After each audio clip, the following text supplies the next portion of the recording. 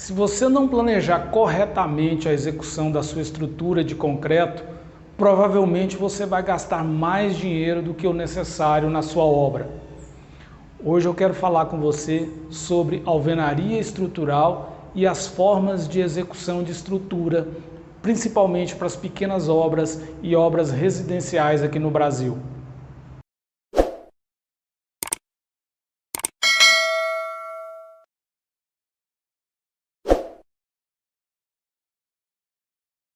Olá, tudo bem?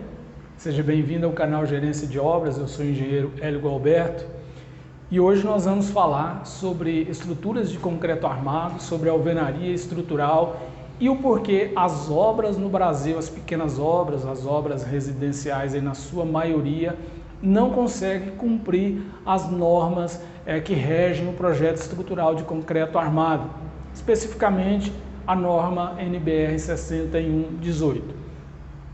Quando você contrata um projetista, um engenheiro calculista para fazer ali o projeto da sua obra, ele segue nos cálculos as prescrições da norma NBR 6118. Quando o projeto chega na sua obra, ou na maioria das obras do Brasil, estas prescrições não são cumpridas. Eu vou te explicar por quê. Para que você tenha uma estrutura de concreto armado que funcione, você precisaria fazer igual os prédios fazem, igual as construtoras dos prédios fazem.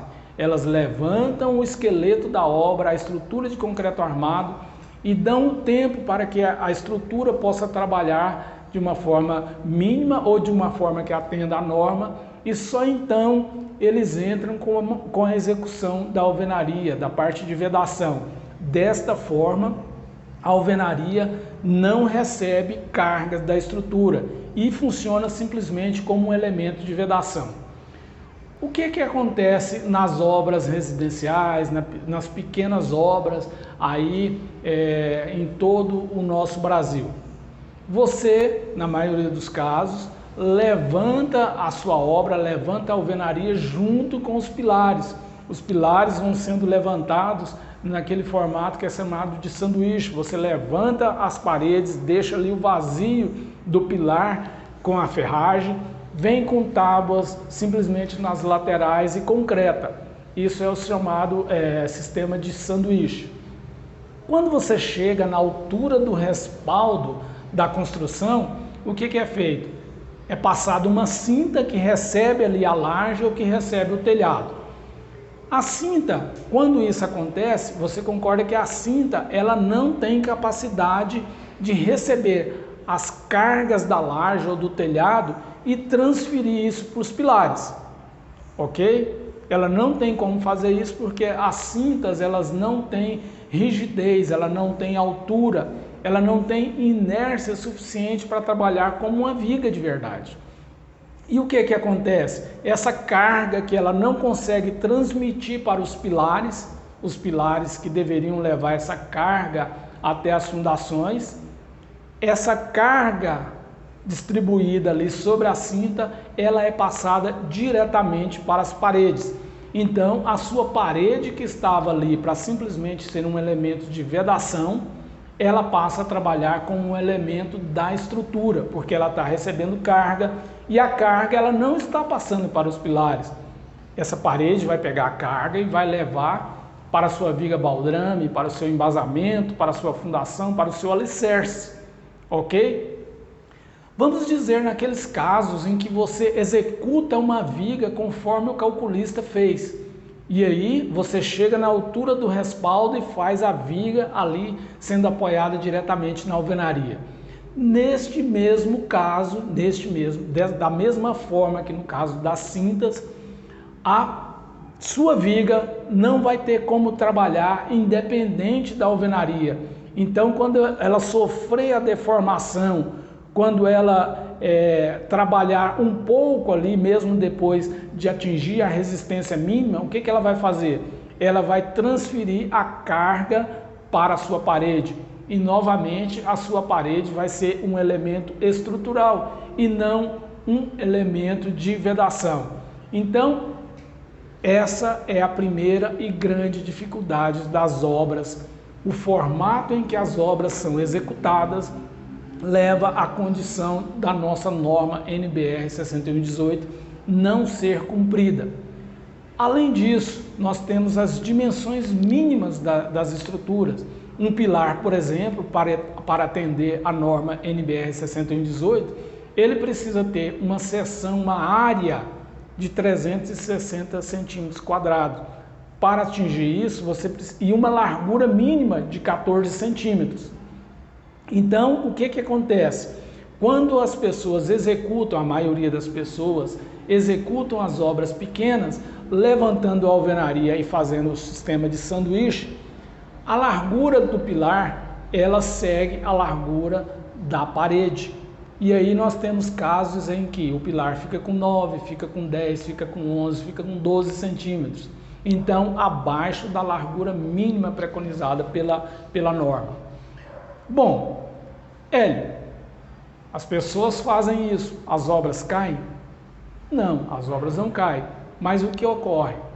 Você tem diversas patologias que acontecem nessas obras, com trincas de parede, com fundação cedendo e havendo rachaduras nas paredes, na fundação, afetando ali o seu sistema de impermeabilização, acarretando em manutenção constante, em retrabalhos logo após a conclusão da sua obra, em custos que você poderia não ter na sua construção. Além disso, como você segue um sistema que está lá no projeto, sistema de concreto armado, com ferragem pesada, ali os seus pilares com 4 ferros de 10, 6 ferros de 10, mas o sistema executado na sua obra acaba sendo um misto da alvenaria estrutural, você acaba fazendo o quê? Desperdiçando dinheiro. Porque muito provavelmente, muito daquela ferragem que foi colocada ali na sua obra, se fosse usado um sistema puro de alvenaria estrutural, talvez essa quantidade de ferro fosse bem menor. E nós sabemos que hoje o ferro é um dos itens mais caros de qualquer construção. Então, além de você incorrer no risco das patologias, dos problemas na sua obra, você tem um custo maior por conta do uso de aço, que provavelmente não seria necessário. E o que fazer?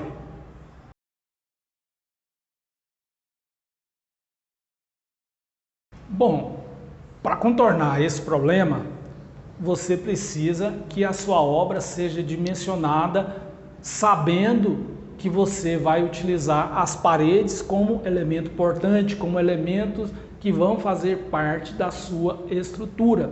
Você precisa avisar o seu engenheiro como vai ser executada a sua obra e que ele precisa fazer essas considerações no dimensionamento do seu projeto. E quais são as diferenças? Bom, primeiramente, quando você utiliza a alvenaria estrutural, eu estou então dizendo que você vai passar a fazer uma obra com alvenaria estrutural ou com um misto de alvenaria estrutural e concreto armado, onde em alguns casos não seja possível que a carga seja distribuída diretamente nas paredes. Então, o que vai ser necessário? Ele vai precisar, primeiro, indicar qual é o tijolo, o bloco correto para suportar a carga prevista, fazer os devidos reforços, ao invés de você utilizar pilares em todos os cantos da sua obra, em vários lugares no meio, os pilares pesados com 4, com 6 ferros de 10 milímetros, você vai ter reforços pontuais. Então, a sua alvenaria vai absorver a carga e em alguns lugares onde ela não tiver capacidade para resistir a esses esforços, o seu engenheiro vai indicar ali que seja feito um ponto de grout, um ponto de reforço, como se fosse um pilar bem pequeno. Na maioria dos casos, se você usar um bloco, um tijolo adequado para alvenaria estrutural, você vai precisar de poucos pontos de reforços. E os pontos que você vai precisar, na maioria das vezes, são para resistir aos esforços horizontais na sua obra, o esforço do vento, algum esforço que traciona as suas paredes. Então você não vai precisar de ferragem para receber a carga de compressão, porque essa carga vai estar distribuída nas paredes. O que acontece é que a ferragem para absorver esses esforços horizontais, elas são bem mais finas. Você vai poder usar treliça, você vai poder usar uma barra de ferro em cada ponto de grout desse, mas você vai precisar dos pontos nas quinas, você vai precisar dos pontos nas laterais das aberturas. Isso vai ser indicado no seu projeto. Com isso, você vai passar a ter um sistema que funciona conforme ele foi calculado. Possivelmente você vai ter economia nesse sistema e, o que é melhor, você vai ter uma redução drástica das possíveis patologias que são ocasionadas, como nos casos em que você recebe um projeto dimensionado para concreto estrutural, mas executa uma obra em que as paredes vão receber cargas.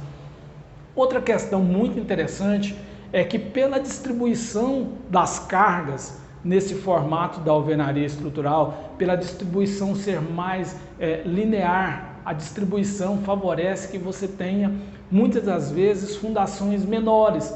Então, em um solo que não tem ali uma resistência tão alta, em que você precisaria de uma fundação mais robusta, quando utiliza os pilares isolados, e aí você teria fundações isoladas. Então, ao invés de ter uma fundação robusta, talvez você tenha ali uma fundação bem pequena se comparado com estas para elementos isolados. E com isso você vai ter economia também, uma melhor distribuição das cargas, que vai também levar você a ter menos patologias geradas por problemas nas fundações de recalque, onde a sua fundação em um ponto ou outro não resiste carga. Como a sua carga está distribuída de forma linear, você tem ali uma condição bastante melhorada. Então, em resumo, o que eu quero trazer para você é o seguinte: as nossas obras, as nossas pequenas obras, as nossas obras residenciais, elas de fato não seguem as normas preconizadas pela NBR 6118 e as demais normas que tratam do concreto armado. Então, o que nós precisamos fazer? Passar a fazer obras que considerem que as paredes trabalham efetivamente como elementos estruturais. E isso vai trazer economia para as nossas obras. Este processo da alvenaria estrutural, que muitas vezes é marginalizado aí em alguns lugares, é uma obra que eu não vou poder alterar minha parede, que eu não vou poder fazer reforma. Sim, você vai poder, mas você vai fazer a sua obra planejada, e quando você precisar fazer uma reforma, você vai ter que fazer uma reforma estudada, considerando as posições das paredes que são importantes e tomando as devidas precauções para que outros elementos absorvam essas cargas. Então, com isso, nós teremos obras de melhor qualidade, possivelmente obras mais baratas, tá bom? Esse assunto ele surgiu porque uma pessoa me pediu para levantar o custo de uma casa sendo construída com blocos. Então eu estou fazendo esse trabalho, esse levantamento, vou trazer aqui para vocês no canal. Possivelmente nós vamos fazer aí o trabalho de um orçamento com blocos de vedação, não com blocos estruturais, para uma casa que não vai ter laje. E nós vamos fazer também o trabalho de um orçamento, de um custo para uma obra, considerando aí os blocos de alvenaria estrutural utilizando lajes. Então, daqui a alguns dias mais nós vamos trazer esses custos, e você vai ter a possibilidade aí de comparar com alguma obra que você esteja fazendo ou pretende fazer com alvenaria tradicional, considerando o sistema de concreto armado aí, que realmente, na maioria das pequenas obras, de fato não é executado. Ok? Muito obrigado por sua companhia. Se você não é inscrito, se inscreva aqui no canal, dê uma força, um apoio para o nosso crescimento, dê um like, digita aí gostei, deixe seu comentário, participe, interaja aqui das nossas discussões e assim nós vamos poder enriquecer esses debates, esses assuntos que são trazidos aqui, porque cada um tem uma visão diferente, tem um conhecimento, tem uma experiência e com certeza pode contribuir bastante aí nos nossos assuntos aqui de custo de obra, de como construir, de quais materiais, quais processos utilizar. Muito obrigado por sua companhia e até a próxima.